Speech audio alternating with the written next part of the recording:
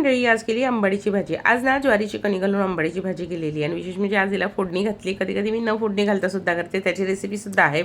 तर इथे आपण काय केले, आंबाडी आणल्यावर व्यवस्थित निवडून घ्यायची, म्हणजे फक्त तिची पानं खुडून घ्यायची, दांड्या घ्यायच्या नाही, कारण ह्या दांड्या शिजत नाही। 2 ते 3 पाण्याने धुवून घ्यायची आपण छानपैकी आंबाडी।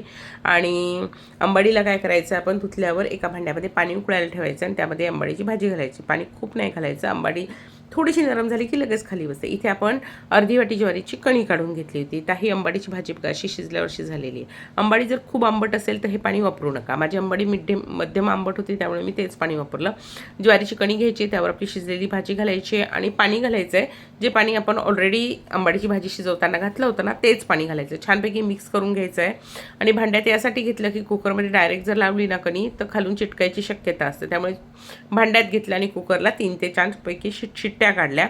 3 ते 4 शिट्ट्या काढल्यावर बघा आपली आंबाडीची भाजी कणी व्यवस्थित शिजून आलेली आहे। आता हिला काय करायचं, आपण रवीच्या साहाय्याने छानपैकी एकजीव करून घ्यायची, म्हणजे ही भाजी छान एकजीव होते। भाजी छान एकजीव झाली की कढईमध्ये तेल गरम करायचं। तेल गरम झालं की मोहरी घालायची, मोहरी छान तडतडू द्यायची। मोहरी तडतडली की एक कांदा घालायचा आहे आणि हा कांदा पण आपल्याला मस्तपैकी त्याचा रंग हलका गुलाबी होईपर्यंत परतून घ्यायचा। कांदा परततोय तोपर्यंत आपण 10 ते 12 लसूण पाकळ्या, हिरवी मिरची तुमच्या आवडीनुसार आणि जिरं हे ठेचून घातलेलं आहे, हे छान परतून घ्यायचं आहे।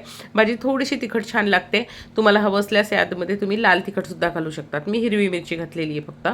आणि त्यानंतर चवीनुसार मीठ घालायचं आहे। मीठ आपण ऑलरेडी घातलं होतं, तर जसं आवश्यकता असेल तसं मीठ घालायचं आहे आणि भाजी मस्त शिजू द्यायची। आता पातळ दिसत असली तरी शिजल्यावरती घट्टसर होते, अशी भाजी नक्की करून बघा।